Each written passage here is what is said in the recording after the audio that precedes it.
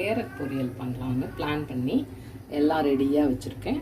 இப்போ வாங்க எப்படி தாளித்து அதை முடிச்சிடலான்னு பார்த்துடலாம்.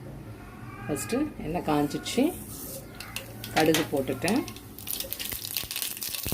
அது பொறுத்த உடனே வெங்காயம் போட்டுட்டேன். சமைக்கும்போது பார்த்து சமைங்க, சேஃப்டி ரொம்ப முக்கியம். வெங்காயம் போட்டு காஞ்ச மிளகாய், கருவேப்பிலை எல்லாம் போட்டாச்சு, தாளிச்சிடலாம். நல்லா ஒரு பொன்னிறமாக வரட்டும், வர பக்கத்தில். இப்போ நல்லா வெங்காயம் வதங்கிடுச்சு.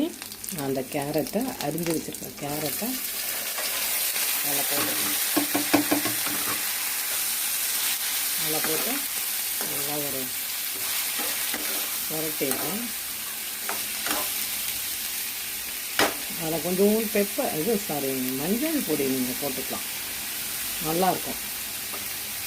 உடம்புக்கும் நல்லது தானே, நல்லா அதுங்க சேர்த்து. இப்போ கொஞ்சம் தண்ணி ஊற்றி உப்பு போட்டு நம்ம வேக வச்சுருவேன். கொஞ்சம் லைட்டாக வதக்கிட்டேன். ரொம்ப சிம்பிள் சைட் டிஷ்லாம். சின்னதாக நல்லா தோலை சீவி ஃபஸ்ட்டு கட் பண்ணி வச்சுக்கிட்டோம்னா டக்குன்னு நம்ம வெங்காயம் போட்டு தாளிச்சிட்டு அப்புறம் நல்லா வெந்து வந்தோடனே நான் அதை பாருங்க தேங்காய் ரெடியாக வச்சுருக்கேன். இன்னும் இதெல்லாம் திருவிலாம் கஷ்டப்பட வேணாம். என்ன பண்ணுங்கள், 4 சில்லு மாதிரி வச்சுருக்கிறதா கட் பண்ணி மிக்சியில் போட்டு 2 சுற்றுங்க.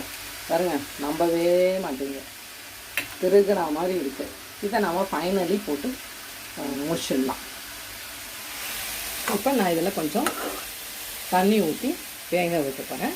அதுக்கப்புறம் சொன்ன மாதிரி கடைசியாக அதை போட்டு இறக்கிடுவேன். இப்போ பாருங்கள், கேரட் நல்லா வெந்துருச்சு.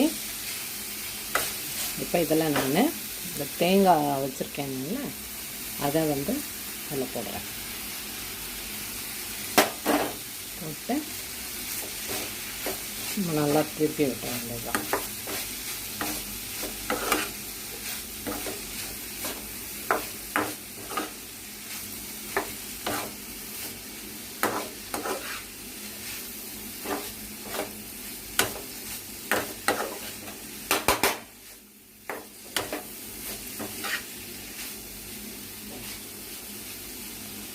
அவ்வளோதான், கேரட் ரெடி ஆயிடுச்சு. Very simple.